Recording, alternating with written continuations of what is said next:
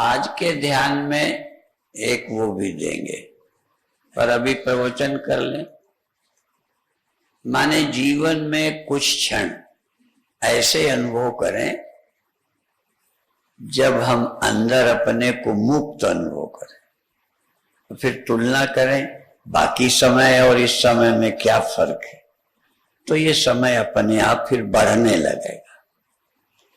अभी क्या होता है, हम ध्यान में बैठते हैं तो दिन भर से भी ज्यादा बुरा टाइम होता है वो ध्यान वाला। दिन भर तो थोड़ा ठीक रहता है, किसी काम में लगे हो, टीवी देख रहे हो, हंस खेल रहे हो, ठीक समय बीतता है। ध्यान में जाने कितनी टेंशन, चिंता, कहाँ क्या क्या लेके मन खड़ा करता है। इसलिए अभी आपके पास ध्यान का समय अच्छा नहीं है। तो आज एक क्षण ऐसा जब ध्यान में आप अपने का अनुभव करें कितने हम अच्छे हैं, तो वो समय फिर लंबा आप कर लोगे। तो वो बाद में भी कराएंगे। अभी एक चीज और बताना चाहते हैं। हमारे यहाँ ओम का बड़ा महत्व है। बिना ओम के लगाए कोई मंत्र पूरा नहीं होता। ओम नमो भगवते वासुदेवाय, ओम नमः शिवाय, ओम ऐं ह्रीं क्लीं चामुंडायै विच्चे, ओम जरूर लगाते हैं। ओम अपने आप में एक मंत्र है, और ओम मंत्र में 3 मात्राएं हैं, आ उ मा, अकार उकार मकार। अन्य जगह ये लिखा है ओंकारैक सुसंवेद्यम, ये परम सत्य ओंकार एक ओंकार के द्वारा ही अच्छी तरह जाना जा सकता है। ओंकारैक सुसंवेद्यम। अब हम ध्यान देते नहीं।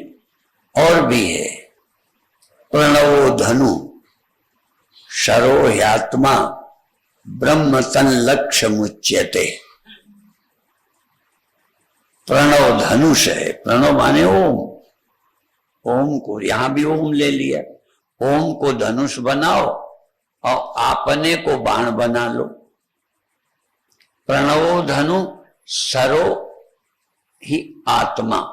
आत्मा बाण है, माने मैं बाण बन जाऊं और प्रणव धनुष बन गया।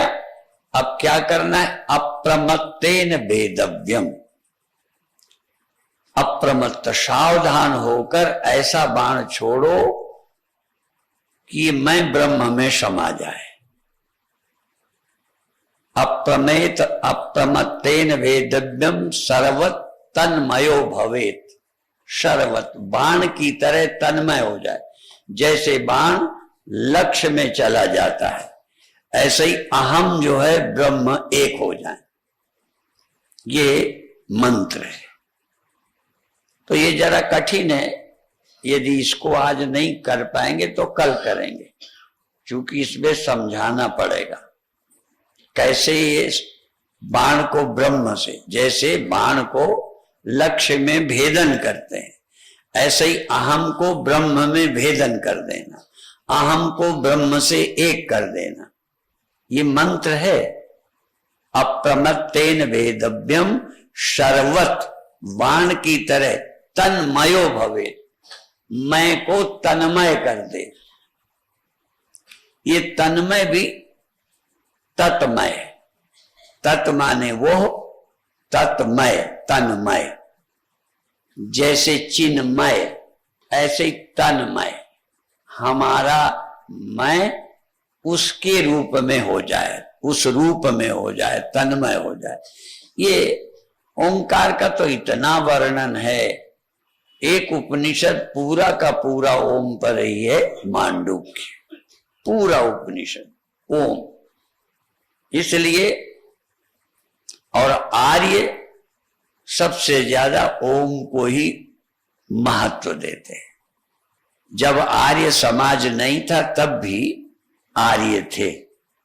जैसे हमारे गुरुदेव नहीं थे, शंकराचार्य नहीं थे, तब उपनिषद नहीं थे, ऐसा नहीं है, थे, पर शंकराचार्य उपनिषदों के उस अध्यात्म को जनमानस तक पहुंचाने का काम किया, इसलिए भगवान शंकराचार्य का महत्व है। इसी तरह बुंदेलखंड में गांव गांव तक इस ब्रह्म विद्या के पहुंचाने का काम हमारे गुरुदेव ने किया। और इस प्रकरण में एक बात और बता दूं, हमारे गुरुदेव के समय का बना है। जैसे आज जितने आश्रम बनाते हैं, हम गुरुदेव का नाम पहले लगाते हैं, जैसे अखंड परम धाम, तो मेरा जुड़ गया परम और गुरुदेव का अखंड। तो ये ऐसे ही संस्थाएं बनी, अखंड प्रकाश मंडल, तो गुरुदेव का नाम रखा। ऐसे ही अखंड सच्चिदानंद संदेश, माने गुरुदेव का नाम सब लेते। तो गुरुदेव के समय एक आश्रम बना जिसमें उन्होंने अपने गुरुदेव का नाम रखा अविनाशी अखंड धाम। अखंड गुरुदेव का और अविनाशी गुरुदेव के गुरु, इसलिए अविनाशी अखंड धाम बीजासन रोड में गुरुदेव की पुण्यतिथि मनाते हैं, निर्वाण महोत्सव मनाते हैं, उसमें हमको बुलाते हैं। तो कल भी वो जोर दे के हमसे कह रहे थे, तो अभी 100% इच्छा है कि अपने गुरुदेव के उस कार्यक्रम में हम शामिल होंगे। और वो तारीखें तो भूल गई, दिसंबर में है, तो बाकी कुंभ में उसके बाद। तो ये आ वो मां, जागृत में आकार, स्वप्न में उकार और सुषुप्ति में मकार, आ उ मां, विश्व तेजस प्राज्ञ, ये तीनों अवस्थाओं का अभिमानी माने ओंकार की 3 मात्राएं, अकार उकार मकार। और एक नहीं जो समझ आता है, अमात्रस चतुर्थो अव्यवहार्य, चौथा है अमात्र। 3 तो हो गई मात्राएं, अकार उकार मकार, चौथा है अमात्र। ऐसे ही विश्व तेजस प्राज्ञ, जागृत स्वप्न सुषुप्ति 3 अवस्था, चौथा अवस्था नहीं पर है। ये 3 अवस्थाएं हैं और अवस्थाएं होती हैं जाती हैं, पर इन अवस्थाओं का जो आश्रय है वो आता नहीं, वो तीनों में रहता है। ऐसा नहीं है कि जागृत में तुरीय नहीं रहता, तेजस में तुरीय नहीं रहता, स्वप्न में, सुषुप्ति में तुरीय नहीं रहता, तुरीय तो तीनों में रहता है, फिर भी तुरीय का पता नहीं है। ऐसे ही अमात्र, अकार उकार मकार जब बोलते हो तब ओम, जब नहीं हम बोलते तो अमात्र ओम रहता है, अमात्र ओम, अमात्र ओम सत है। ऐसे ही तीनों अवस्थाएं, विश्व तेजस प्राज्ञ, तीनों अवस्थाएं जहां नहीं रहती तहां, और जब ये तीनों रहती हैं तब। और इसके लिए बहुत बार मैं आप लोगों को समझाने की कोशिश करता हूं, बुद्धिगम्य बन जाए, आसान हो जाए। अब जरा आप ही से पूछूंगा, जागृत के समय आप हैं, ठीक है, अब जागृत आपकी जाएगी कि नहीं सबको पता है, जली जाती। ये जागृत अवस्था नहीं रहती, जागृत अवस्था जिसमें ये स्थूल देह का भान होने लगता है और स्थूल संसार से जुड़ जाते हैं। तो ये देह का भान होना, स्थूल संसार का सुख दुख मिलना, ये जागृत में होता है। और ये अवस्था आपकी रहती नहीं, देह रह भी जाए, दुनिया रह भी जाए, ये ज्यादा सूक्ष्म विषय उसको नहीं छेड़ता, क्योंकि मैं उतना आपके सामने लाऊं जितना मैं तुम्हें समझा सकूं। मान लो मैं विषय ले भी आऊं, तुम्हें न समझा पाऊं तो तुम्हारा समय भी बर्बाद होगा। तो जागृत अर्थात इसका नाम विश्व है, इसमें स्थूल देह और स्थूल संसार के सुख दुख अनुभव करते हो। दूसरी अवस्था हो जाती है तेजस, स्वप्न। वहां पर भी सुख दुख होता है, पर वहां ये वाला संसार नहीं होता। प्रविविक्त भोग, सूक्ष्म भोग हैं, ख्यालों के सुख दुख हैं, दुख भी है सुख भी है, पर ख्यालों का है। इसलिए हमें सत्य के खोजने के लिए परमात्मा ने हमें सुविधा दे दी है। यदि एक अवस्था होती तो सत्य को न खोज पाते। हर एक की जागृत भी हो जाती है, स्वप्न भी और सुषुप्ति भी। और सुषुप्ति और स्वप्न का, जागृत का, तीनों का लाभ क्या है ये भी बता दें। सुषुप्ति का लाभ ये है कि ये ख्याल कर पाओ कि बिना किसी चीज के हम दुखी नहीं थे, आनंद में थे। कुछ भी नहीं था तुम्हारे पास, तुम थे पर और कुछ नहीं था, सुखी थे। इसीलिए उसका नाम आनंद रखा है। लोग संसार में कोई विशेष सुख होता है उसे आनंद कहते हैं बड़ा आनंद आया। पर जिस आनंद का विरोधी बैठा हो, जिस सुख का दुश्मन बैठा हो, जिस लाभ का विरोधी हानि बैठी हो, वो अच्छी अवस्था, उसे आनंद नहीं कहते। सुषुप्ति में आनंद का कोई वहां विरोधी नहीं है। जागृत में सुख का विरोधी है। रात भी एक बात चली थी, जिसे जाना है दुख के पार जाना है तो सुख की क्या करो, चाहत जो। तो ये लोगों को लगा, रास्ते में हम बात करते आ रहे थे तो ये भी सुना, ये कहना तो है पर ये कठिन है, कैसे छोड़ें। तो अभी हम आपको दिन भर के लिए नहीं कहेंगे, दिन भर के लिए सुख का त्याग कर दो, नहीं, कम से कम एक एक्सपेरिमेंट तो कर लो, एक प्रयोग करो आधा घंटे का। उस आधा घंटे में भी 15 मिनट का, और उस 15 मिनट में भी 1-2 मिनट का जरा वो टाइम ले आओ। वो टाइम समझ में आए? इन 2-4 मिनट का एक टाइम लाओ जिसमें सचमुच तुम अपने मन के साक्षी रह के अनुभव करो कि इस समय मुझे कोई इच्छा नहीं है, सुख की इच्छा नहीं है। बस ये छोटा सा त्याग करके देखो। बड़ी बड़ी चीजें त्यागी लोगों ने, पत्नियां त्याग दी, किसी ने पति त्यागे, किसी ने परिवार त्याग दिया, जाने क्या क्या लोग छोड़ते रहते। आप एक दिन थोड़ी देर के लिए, दिन भर का नहीं कहता, जीवन भर को नहीं कहता, एक नमूना, सिंपल 2-4 मिनट अपने मन में सजग रह के, मूड नहीं होना, देखना कि कोई इच्छा तो नहीं। और जब कोई इच्छा नहीं है और डर भी नहीं है, मर जाएंगे, भूल जाओ, ख्याल नहीं करो। मैं गरीब हूं, मैंने पाप किए थे। कई बार पाप होता है वो टेंशन पैदा करता है, ग्लानि पैदा करता है। आप 2-4 सेकंड को पापी हूं ये भी भूल जाओ, निर्धन हूं भूल जाओ, और कोई कमी का ख्याल भूल जाओ और कामना छोड़ दो। कमी नहीं तो कामना कैसी? तो कमी और कामना का त्याग करके कामना रहित होने का एक अनुभव प्राप्त करो। क्योंकि गीता कामना छोड़ने की बात कहती है और तुम अनुभव भी नहीं करते।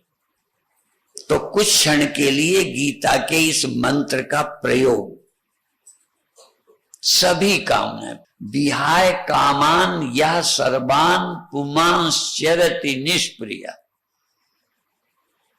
अब वहां चरने को कहा है, खाने को कहा है, हम वहां बैठने को कहेंगे। कुछ देर को सभी कामनाएं छोड़कर बैठो, लेटो और ध्यान रखना अपने अंदर, कोई कामना नहीं। और कामना नहीं तो भय नहीं, चिंता नहीं। सुसुप्ति में क्या था? मर जाने का ख्याल था क्या? निर्धन होने का ख्याल था क्या? कोई पापी होने की कल्पना थी क्या? तो जागृत में थोड़ी देर के लिए तुम महापापी भी हो, भूल जाओ कि हम पापी हैं। थोड़ी देर के लिए पापी हैं ये भूल जाओ, निर्धन है भूल जाओ, कमी है भूल जाओ, कोई कामना ना करो, ढूंढ ढूंढ के याद कर लेना और छोड़ देना, और फिर देखना आपके अंदर शांति है कि नहीं। और ये नमूना यदि आपको मिल जाएगा तो फिर ध्यान में ही क्यों, फिर वो विहाय कामान या सर्वान पुमांश्चरति निष्प्रिय, फिर निष्प्रिय होके घूमना, बिना सुख की स्प्रिया के, बिना सुख के पाने की लालसा के विचरो, अवधूत दत्तात्रेय जी के विचरो, निष्प्रिय, कुछ पाना नहीं है। पाना हो तो विचरते नहीं।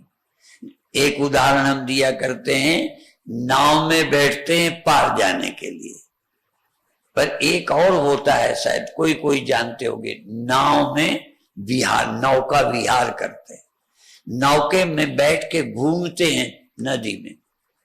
कहे किस लिए, कहीं जाना, कहते नहीं, नौका विहार। ठीक है, तो आप भी जीवन में बिहारी बन जाओ, विहार करो, संसार में विहार करो।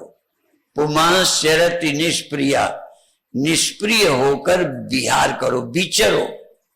जैसे नाव में बैठकर नदी में विचरते हैं, जाना नहीं कहीं, आनंद से, ऐसे जीवन में आनंद से विचरो, पर कब कामना रहित हो गए।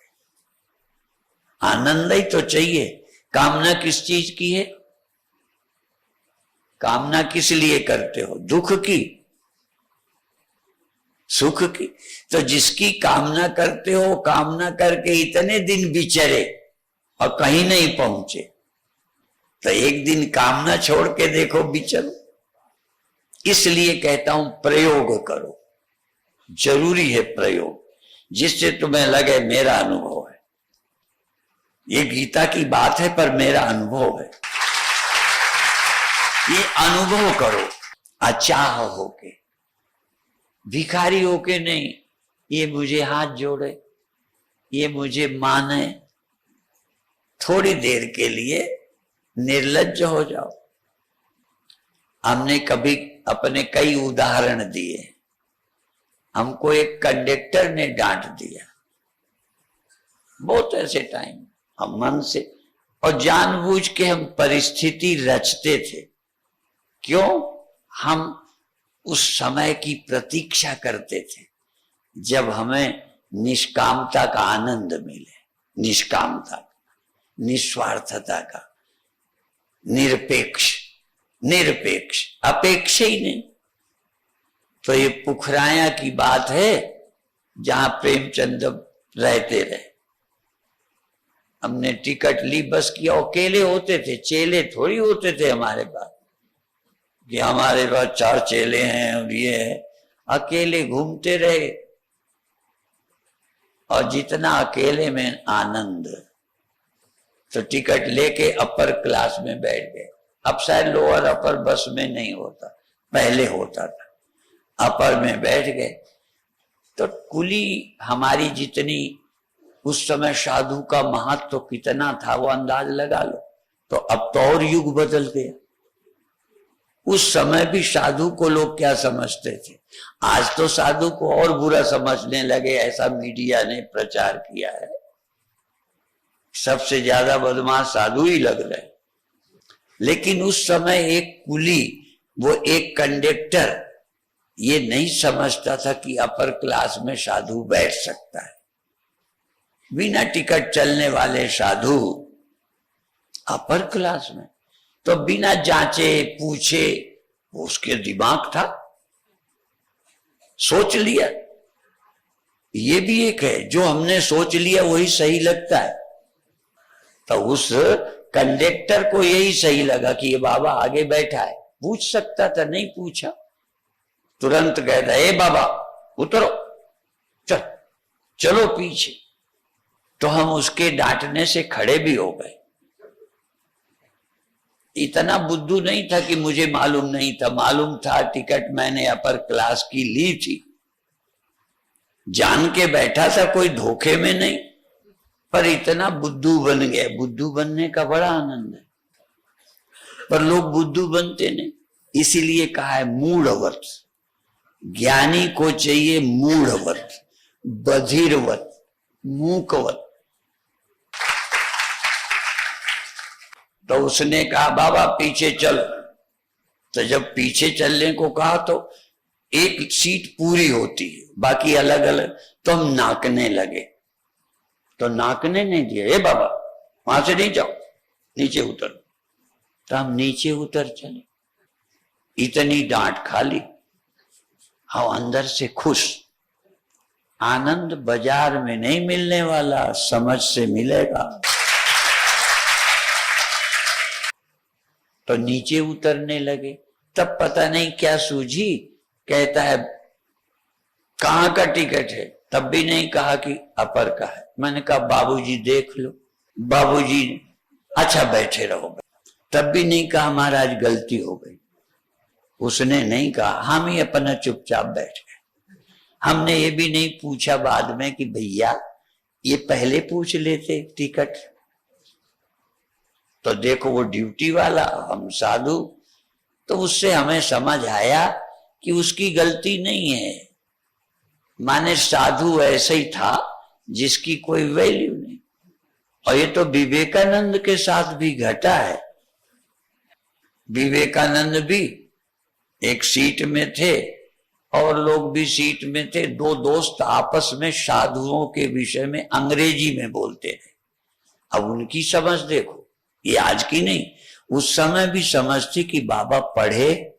और ये तो रामायण तक में कह दिया, कौन सा, नारी मुई ग्रह संपत्ति नाशी, मूड मुड़ाए भय सन्यासी। औरत मर गई, घर में धन है नहीं तो बाबा बन गए। ये प्रसिद्धि। तो विवेकानंद जी के समय पर भी यही था कि बाबा पढ़े थोड़ी होते। तो अंग्रेजी में, हिंदी में नहीं बात की कि ये बाबा समझ जाएगा। अंग्रेजी में बोले बाबा हैं, काम होता नहीं है, ऐसे ही बने हैं, देश के बोझ हैं। अब विवेकानंद आराम से सुनते रहे। मैं इसलिए बोलता हूं कि आनंद में रहना है तो सुनते रहे। कह देते कि ये क्या बोलते हो, खूब अंग्रेजी में साधुओं के खिलाफ बोलते रहे, वो सुनते रहे। जब टीटीआई आया, देखो जैसे जड़ भरत संस्कृत में बोले और पहले पालकी में लग गए, तब मुंह नहीं था क्या? बता सकते थे मैं साधु पे, पालकी में लग गए। ऐसा मत समझना कि वो बुद्धू थे। असल में बुद्ध ही है जो बुद्धू की तरह रह लेता। तो आराम से पालकी में लग गए। फिर जब गड़बड़ हुई तो संस्कृत में बोले। रघुगण ने जब कहा तो उनकी गलती निकाली। रघुगण बोले संस्कृत, किम स्कंदम बाधती, तुम्हारा कंधा दर्द करता है? तो बाधती नहीं बनता, संस्कृत में बाधते बनता है। तो बोले जड़ भरत, स्कंदम न बाधते राजन, कंधा तो मेरा दर्द नहीं करता, ये बाधती बाधते। जो तुम बाधती बोले हो, संस्कृत भी ठीक नहीं बोल पाए, ये जरूर दर्द है। अब उसका दिवाला निकल गया कि ये तो कोई विद्वान है। पालकी से उतरे, फिर सत्संग करने लगे। तो जितना आपके, इससे लोग नहीं सुनते, आपकी साधुता से सुनते। अंत में ऐसी ढेर कहानियां हैं। अब हमारे नाम का एक आश्रम है, परमानंद भंडार, हरिद्वार में। मैं बहुत साल पहले से वहां जाना शुरू, तब हरिद्वार की जमीन नहीं ली गई थी, तब से मैं परम आनंद भंडार में जाता हूं। और तब भी चेले होते नहीं थे, ट्रेन से उतरे, रिक्शे में बैठ के गए, अपना बैग खुद लिए। चेले वेले होते, बंडल लिए होते तो उनको बेचारों को धोखा ना होता, समझ जाते। ये भी बड़ी विचित्र बात है।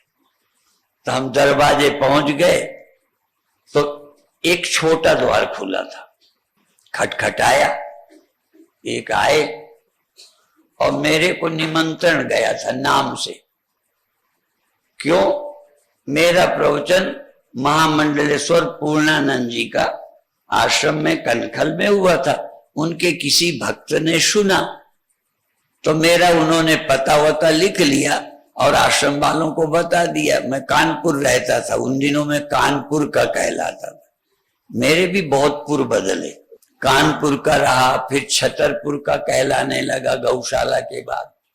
अब पता नहीं कहां का हूं,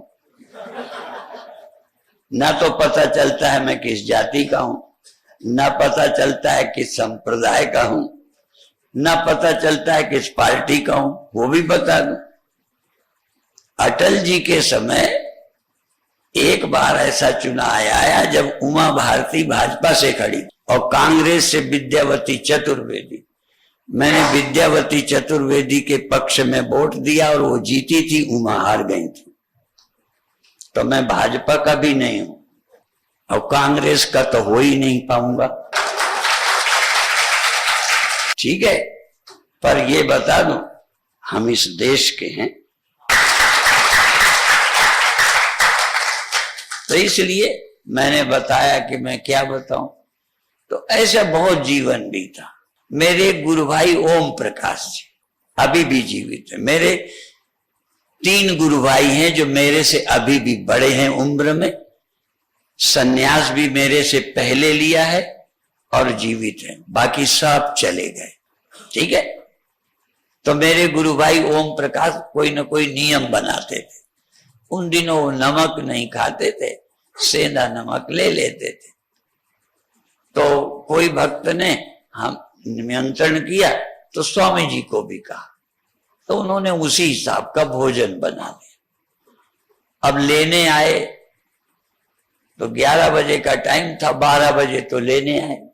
अब इतने में तो वैसे ही भूकुर जाए यार, तुम्हें आधा घंटे लेट हो जाए तो भोजन तो पत्नी की आफत कर दो, अपन किसकी आफत करें। जब ले गए चले गए, अब वो इधर जाए उधर जाए, भोजन न लावे। थोड़ी देर बाद लाए तो टिंडे को पूरा नहीं काटा था, ऐसे 4 वो किए थे। अब वो टिंडे की सब्जी, मूंग की दाल, तो खड़ी मूंग की दाल दिखी और टिंडा हरा हरा। अब वो लाए, हम जब खाने लगे तो कहते महाराज आज भोजन अच्छा नहीं बना। मैंने कहा क्यों, अच्छा तो बना है, इतना ही तो कहना था। और ये सीखना है तो गोविंद भाई से सीख लो, ये भी सबको अच्छा ही कहते। और इसी के बल पर तो इनकी दुकान चल रही है, इनकी दुकान का राज है सबको अच्छा कहें। तो हमने भी थोड़ा सीख लिया था, तो हमने कहा ठीक तो है। कहते नहीं महाराज नमक ठीक नहीं था। तो नमक तो पड़ा ही नहीं था। तो जब उन्होंने कहा नमक ठीक नहीं था, तब हमने कहा जरा पता लगा लो नमक था कि कुछ और था, क्योंकि फिर शक हुआ नमक ठीक नहीं था। मैंने कहा पता नहीं क्या पड़ गया हो, हमें भी अनुभव नहीं। कहन पता तो चल गया है। तो मैंने कहा क्या है, कहन फिटकरी थी, नमक की जगह फिटकरी डाल दी। तब वो टिंडा भी गला नहीं, नमकीन भी नहीं और थोड़ा स्वाद भी वैसे ही, आराम से खाया। मैंने कहा कोई नहीं, गला ठीक हो जाएगा। अब ये बताओ क्या बिगड़ गया। पर सहारनपुर की बात है, कथा करके जिस दिन चलना था, ऐसे मेरी महिमा गा रहे थे। कई लोग ये भी सोचते हैं महिमा गाने के लिए इतने पापड़ क्यों बेले, सोच सकते हैं, पर बिना महिमा के किसी पर उपदेश का असर पड़ेगा।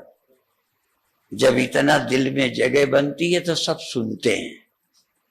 महीने महीने हम रह के कथा करते थे, ऐसे जिंदगी बीती।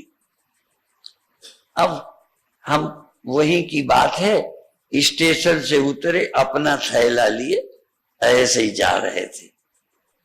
उधर से एक आदमी आया, कहता है बाबा सीताराम।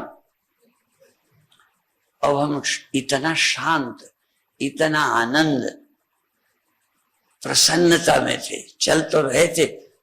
तो उसने कहा सीताराम, तो हम तब तक बोल नहीं पाए। तो दोबारा कहता है बाबा सीताराम, जरा जोश में बोला। तब मैंने सोचा जवाब दे दूं, तो जब तक मैं बोलूं तब तक तीसरे बार उसने कह दिया बाबा सीताराम। तो मैंने कहा सीताराम। तो कहते बाबा सीताराम कहने में भी बोझ है, ये सच्ची बात है? तो मैंने कहा सचमुच बोझ है, क्योंकि मैं सीताराम में था इसलिए बोलना भी बोझ लगा। अब वो विवेकानंद जी की बात याद आ गई। तो विवेकानंद सुनते रहे, पर एक स्टेशन में टीटीआई आया तो उससे विवेकानंद अंग्रेजी में बोलने लगे। तब टीटीआई से जब अंग्रेजी में बोले, पूछा है मिलेगा क्या यहाँ स्टेशन में, तब वो दोनों चौंक गए जो अंग्रेजी में बोल रहे थे। अब वो शर्मिंदा कि तो बाबा अंग्रेजी जानता है, और अंग्रेजी में ही मंत्र सुनाए थे। तो टीटीआई के जाने के बाद उन्होंने पूछा कि बाबा जी आप अंग्रेजी जानते हो, आप तो सब समझते रहे हो। कहते हैं हाँ। तो कहते हैं आप बोले क्यों नहीं? मैंने कहा आपस में बात करते हो, मुझे बोलने की क्या जरूरत, सीधा मेरे से तो बात की नहीं, मैं सुनता रहा। तो अब मैं घर में सास ससुरों का एक मंत्र बता दूं। यदि चैन में घर में रहना है, बहुओं को कुछ बोलना मत, और गांधी के 3 बंदर, आंखें बंद रखना, कुछ देखना मत, ये क्या कर रहे हैं। यदि ज्यादा करना देखोगे तो तुम ही बाहर जाओगे, वानप्रस्थ में भी जाना पड़ेगा। इसलिए नंगा नाच करने दो, चैन की रोटी खाओ, ज्यादा देखो मत, बोलो मत। और क्या कहते हैं, बहू ने क्या कहा सुनो मत, महात्मा बन जाओ तो ही चैन में रहोगे।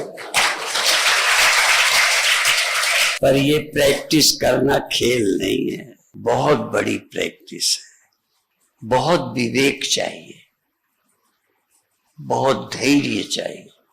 कई के तो तुरंत रिएक्ट हो जाते, तुरंत। तभी मैं संत विनोबा की बात कहता हूं। संत विनोबा ने कहा, एक बार कोई, गांधी जी की तरह नहीं कहा कि दूसरा गाल कर दो। विनोबा ने कहा एक बार कोई थप्पड़ मारे तो 3 मिनट कुछ नहीं, जैसे कुछ हुआ ही नहीं। बाद में जो जरूरत समझो करो, रिएक्ट नहीं होना। इसके लिए मैं अपना एक उदाहरण देता हूं जो बोल चुका हूं। हरिद्वार आश्रम में हम थे, एक संत का नाम लेके, वो नाम नहीं लूंगा क्योंकि जबान से बोलने ही अच्छा नहीं लगता, एक नीचे से चिल्लाया, मैं अपने ही नाम ले लेता हूं। उन्होंने कहा परमानंद मर गए, परमानंद मर गए, परमानंद। एक संत का नाम लेके बोला। अब मैंने सुना, मेरा बहुत प्यार था उनसे, मैं एकदम लगा कि फोन में जाके पूछता हूं।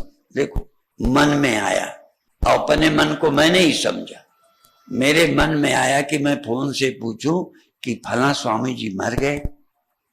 अभी फोन तक नहीं पहुंचा, मन ने प्रश्न बदल दिया। ये लगा ये पूछना ठीक नहीं है, मैं पूछूंगा स्वामी जी बीमार हैं क्या। अब जाके पूछता बीमार हैं क्या, अभी फोन तक नहीं पहुंचा, ये भी विचार बदल गया। विचार आया ये पूछना भी, बीमार है क्यों पूछूं। फिर क्या आया, मैं पूछूंगा स्वामी जी कहाँ हैं, कोई भक्त दर्शन करना चाहें तो कहाँ मिलेंगे। और यही जाके पूछा, उत्तर मिला कि वो यही है। यदि पहले मैं कह देता तो क्या होता।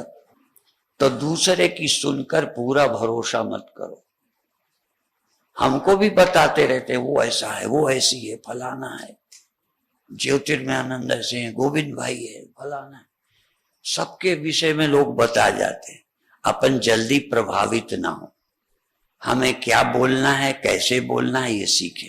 इसीलिए एक दिन ज्योतिर्मयानंद बोला था क्या कि बच्चे बड़े हुए, बोलना तो आ गया, बोलने लगे, आप सब बोल लेते, पर कब बोलना, कैसे बोलना, कितना बोलना, ये शायद ही किसी को आता है। ये बड़ा कठिन काम है। कब बोलना, कितना बोलना, कैसे बोलना। और हमारे गुरुदेव कहते थे, उदाहरण देते थे, ये भी शब्द ही तो है। अच्छा देखो, अर्थ एक है, अर्थ एक है। गुरुदेव कहते थे, ये भी कह सकते हो, ए मेरे बाप की औरत पानी दे दे। अपने बाप की पत्नी से पानी मांग लिया। बाप की पत्नी क्या होती है? अब माता जी पानी दे दो, क्या ठीक है? बाप की पत्नी कहने से ही काम चलेगा। तो बोलना सीखो। जैसे कोई बोलना आ जाता है, ऐसे ही कई कथा व्यास, एक ऐसे ही है, पर वो चुटकुला मुझे भूल गया। वो ऐसे ही कोई जाके बोला, तो घरवाली ने, उसके घर में भैंसे थी, और वो कहने लगी, यदि ये भैंस मर जाए तो बाहर कैसे निकालोगे? अब उसी के घर भोजन करने गए थे व्यास जी।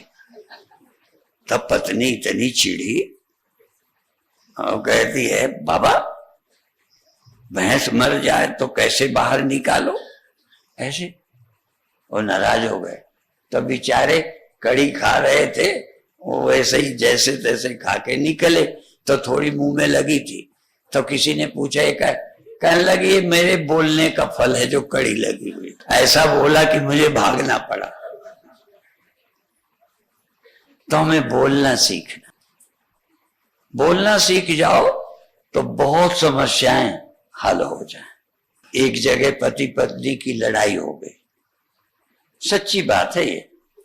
तो लड़ाई हो गई, उसने मार दिया। क्योंकि असली बाप के हो तो अब मारो, तो नकली का तो था नहीं। फिर मार दिया, कह लो असली के हो तो अब मार के दिखाओ, तो फिर मार दिया। तो यदि वो बोलती तो ये कहती, यदि कहना ही था असली बाप के हो तो गुस्सा रोक के दिखाओ, ठीक है? तो असली बाप के हो तो क्रोध न करो, असली बाप के हो तो हाथ रोको।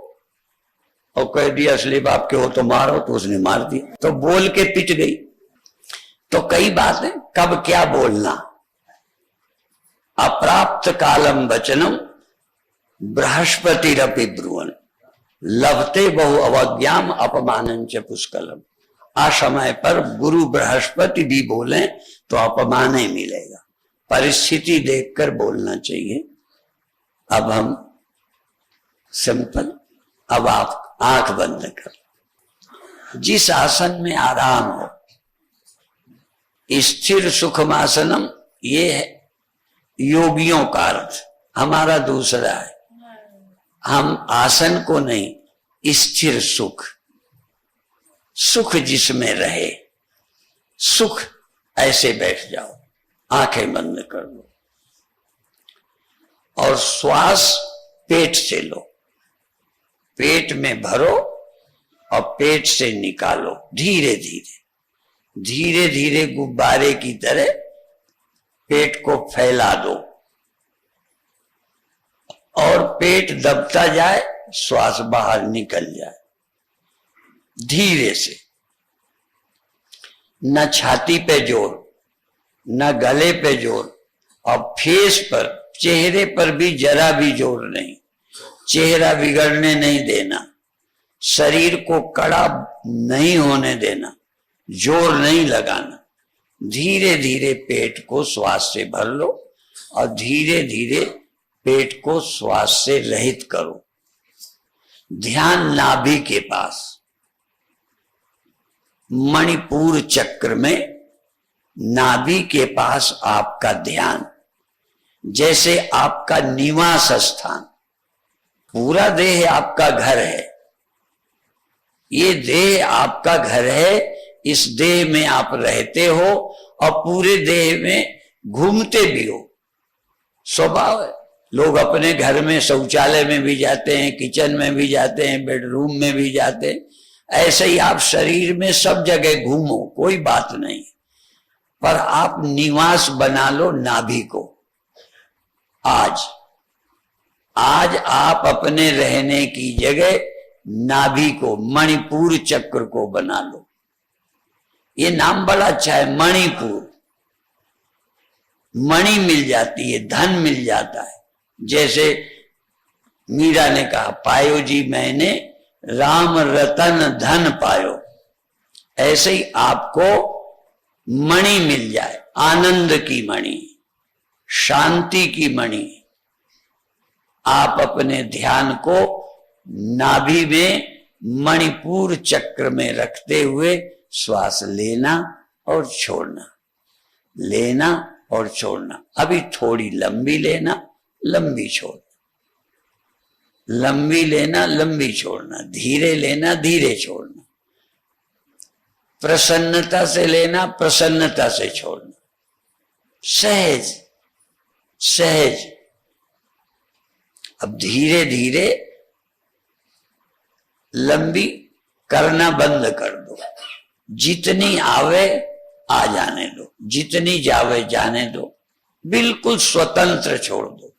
ज्यादा जावे ज्यादा जावे, ज्यादा आवे, हम अंकुश नहीं, निरंकुश श्वास, श्वास में अंकुश नहीं, बंधन नहीं। प्राणायाम में बंधन होता है, अभी हमें श्वास में कोई बंधन नहीं लगाना कि ऐसे आवे ऐसे जावे। हम श्वास में मणिपुर चक्र में नाभि के पास जाग रहे हैं, आ जाती है श्वास, चली जाती है। और प्राणायाम में सबसे बड़ी बात है, श्वास आते जाते श्वास की गति छोटी होती जाए, करना नहीं। योगी हैं जिनकी श्वास छोटी हो जाती है, और परम योगी हैं जिनकी श्वास रुक जाती है।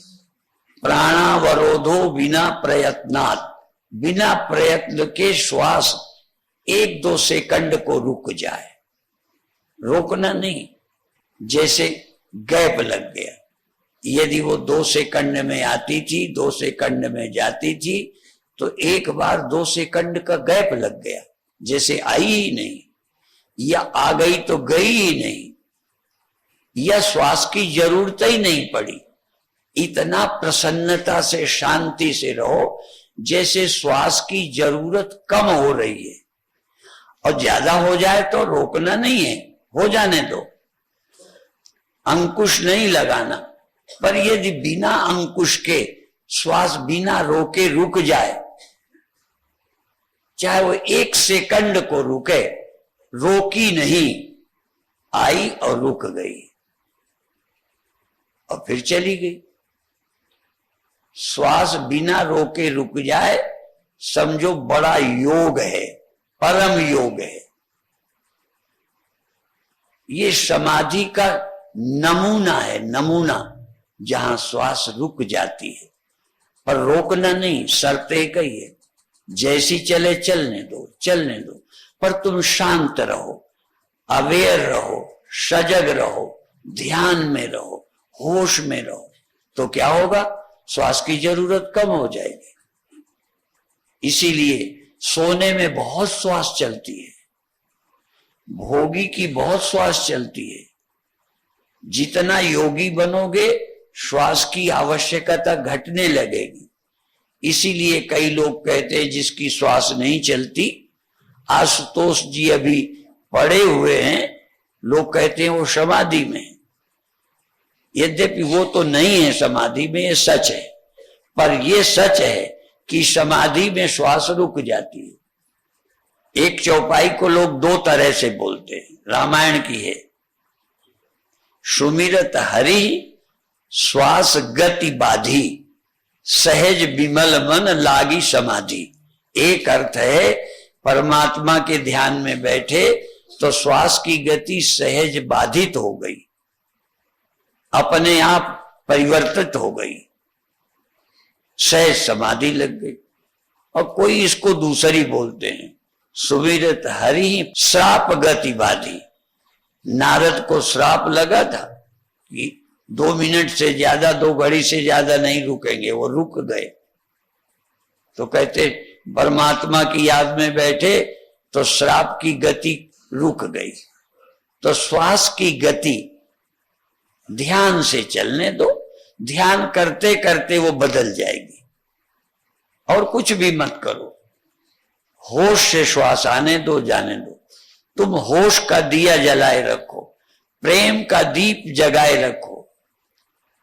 प्रसन्नता का दीप जग रहा है, प्रसन्नता की ज्योति, प्रसन्न चैतन्यता, प्रसन्न चेतसो ह्यासु बुद्धि पर्यवतिष्ठते। प्रसन्न चित्त व्यक्ति की बुद्धि अपने आप ठहर जाती है। और बुद्धि ठहरी कि श्वास ठहरी। मन का और श्वास का बड़ा गहरा संबंध है। मन ठहरा, श्वास ठहरी, श्वास ठहरी तो मन ठहरा। आपका जोर जिसमें हो, श्वास ठहरेगी तो मन ठहर जाएगा, और मन ठहर जाएगा तो श्वास ठहर जाएगी। ये नमूना है। इस समय सिर्फ संपल आने दो, जाने दो। होश में श्वास, तुम होश में हो, श्वास आई, होश में हो, श्वास गई। अपने आप धीमी हो जाए, ना हो जाए, ना हो जाए। मन रुक जाए, रुक जाए, आप ही रुकेगा। मन रुकेगा तो श्वास धीमी होगी, कभी एकदम तेज भी होती है। ये भी है, जब मन एकदम स्थिर होता है, श्वास रुकती है, तो कभी कभी रुकने के बाद और तेज हो जाती है, और कई की तो भस्त्रिका चलने लगती है। तो ये आप बंधन में नहीं रहो, बस ध्यान ध्यान ध्यान। प्रसन्नता और सजगता, प्रसन्नता और सजगता नाभि के पास। इतना ही याद रखना, आप प्रसन्न हो और आप सजग हो, प्रसन्न हो, सजग हो, और आप ठहरे हो, आप ठहरे हो। श्वास ठहरी है? नहीं। देह ठहरा है? नहीं। मैं ठहरा हूं।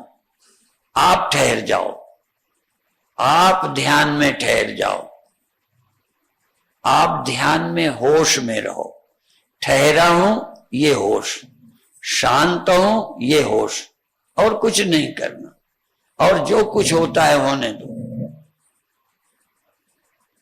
बल्कि ये बहुत बड़ी ध्यान की कसौटी है। तीन दर्शन है। एक है सांख्य दर्शन, एक है योग दर्शन, एक है वेदांत दर्शन। सांख्य दर्शन में सब कुछ होता रहे, तुम असंग रहो। सांख्य दर्शन में सबका पता चले पर मैं असंग रहूं, ये सांख्य दर्शन है। अलेप रहूं, ये असंग सांख्य दर्शन।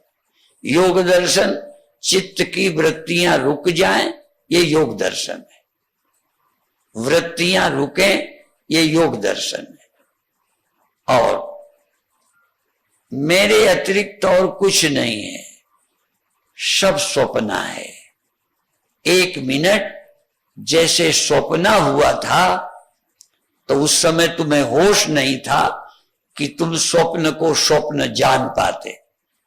स्वप्न को स्वप्न जानने के लिए जागना पड़ता है, स्वप्न खो जाता है। तुम्हें आज अवसर है, संपूर्ण जगत को इस समय तुम स्वप्न समझो। जो भी दिखाई देता है, जो भी याद में आता है, जो कल्पना हो रही है, सब स्वप्न है, सब स्वप्न है, सब स्वप्न है, ख्याल मात्र। इसलिए क्या परवाह करना। कुछ भी याद आ गई, कुछ भी भास हो रहा है, कुछ भी मालूम पड़ता है, आपका एक ही मंत्र है, सब स्वप्न है, सब मिथ्या है। अलात शांति। जैसे अंधेरे में अलात मशाल घुमाने से डिजाइन बनती है, दिखती है, होती नहीं। ऐसे ही इस समय जो कुछ भी दिख रहा है, कुछ भी नहीं है मेरे सिवा। मयातिरिक्तम यद यद वा तत्तद मिथ्येति निश्चित। इस समय मेरे अतिरिक्त जो कुछ भी है सब मिथ्या, सब ख्याल, सब कल्पना। फिर मंत्र, मेरे से अतिरिक्त जो तुम्हें लगता है ये सब मिथ्या है। मयातिरिक्तम यद यद वा, जो जो भी है मिथ्या समझो, मिथ्या समझो, मिथ्या समझो, स्वप्न समझो। एक सेकंड के लिए, इस समय दिन भर सच मानना, दिन भर के लिए कोई शर्त अभी मैं नहीं करता। मैं तो एक इस क्षण का एक नमूना, इस सेकंड में एक नमूना, संसार झूठा है, स्वप्न है। बस इस समय स्वप्न है, मैं सत्य हूं, मैं चैतन्य हूं, सत्य हूं, सब स्वप्न है। इस समय सब है पर मैं साक्षी हूं, अलेप हूं। इस समय दिन भर क्रोध आएगा, काम आएगा, लोभ आएगा, छुट्टी। इस समय आपको छूट नहीं है। इस समय क्रोध नहीं, इस समय काम नहीं, इस समय लोभ नहीं, इस समय भय नहीं। इस समय मैं साक्षी हूं। इस समय दिन भर नहीं रह पाऊंगा, अभी दिन भर की बात छोड़ दो। एक नमूना 1 मिनट का, कि कुछ भी, कोई गाली दे दे, थप्पड़ मार दे, कुछ करे, आप इस समय साक्षी हो। कोई याद आ गई जिससे दुश्मनी है, इस समय द्वेष नहीं, क्योंकि मैं साक्षी हूं। राग द्वेष मेरे स्वभाव में नहीं है। साक्षी, राग द्वेष मत के धर्म तामे मानत अंध। अपने में राग द्वेष मत ला दो। मुझ में इस समय न राग है न द्वेष है। इस समय मुझ में न काम है न क्रोध है। इस समय मुझ में न लोभ है न भय है न चिंता है। इस समय वर्तमान ठीक करो। वर्तमान में इस समय 1 सेकंड पहले था, 1 सेकंड बाद होगा, इस समय नहीं है। इस क्षण में गुस्सा नहीं है, इस क्षण में भय नहीं है, इस क्षण में इच्छा नहीं है। इस क्षण वर्तमान का सेकंड, 1 सेकंड बस, ये सेकंड आपका ठीक है। पहले क्या था, बाद में क्या होगा, अभी दिन भर की गारंटी नहीं। इस क्षण में निश्चिंत हूं, इस क्षण में जाग रहा हूं, इस क्षण में असंग हूं, इस समय में अलेप हूं, इस समय में निर्विकार हूं। इस समय मुझ में राग और द्वेष नहीं है। इस समय मुझ में काम क्रोध नहीं है। इस समय मुझ में भय नहीं है। इस समय तत्क्षण, तत्क्षण, उसी क्षण, इस क्षण, इस क्षण, इस क्षण। अब धीरज से एक क्षण याद कर लो, मैं नहीं बोलूंगा। एक क्षण, छोटा से छोटा टाइम, सेकंड भी बड़ा होता है। कई बार मुझे छोटा टाइम का नाम नहीं जानता, तो मैं कह देता हूं चलो सेकंड से छोटा लेकंड बना लो, लेकंड से छोटा हेकंड बना लो। माने इतने छोटे टाइम में भी ख्याल करो, सबसे छोटा से छोटा टाइम, उस टाइम में तुम निश्चिंत हो। घंटे भर के लिए निश्चिंत नहीं हो, 2 दिन के लिए निश्चिंत नहीं हो, आधा घंटे के लिए, 10 मिनट के लिए नहीं। एक लेकंड, एक हेकंड, माने सेकंड से कम समय खोजो कि आप निश्चिंत हो, आप निर्द्वंद हो, आप निष्काम हो, आप राग द्वेष रहित हो। छोटे से छोटा टाइम, अणु समय, अणुव्रत। जैन धर्म में महाव्रत और अणुव्रत, तो आज आप अणुव्रत का पालन करो। अणुव्रत, छोटे से टाइम में एक अपनी झलक देख लो। जब अपनी झांकी देख लिया, फिर दूसरी झांकी क्या देखें, अपनी झांकी, अपना दर्शन करो। क्या ये एक लेकंड, एक हेकंड मैं निश्चिंत, 1 सेकंड से भी छोटे टाइम में मैं प्रसन्न, मैं निश्चिंत, मैं निर्द्वंद, इस छोटे से टाइम का अनुभव करके फिर धीरे धीरे छोड़ दो। फिर इस सेकंड का, इस छोटे से टाइम का अनुभव कभी लेटे बैठे घर पे करना। अभी यहीं विश्राम। ओम शांति शांति शांति।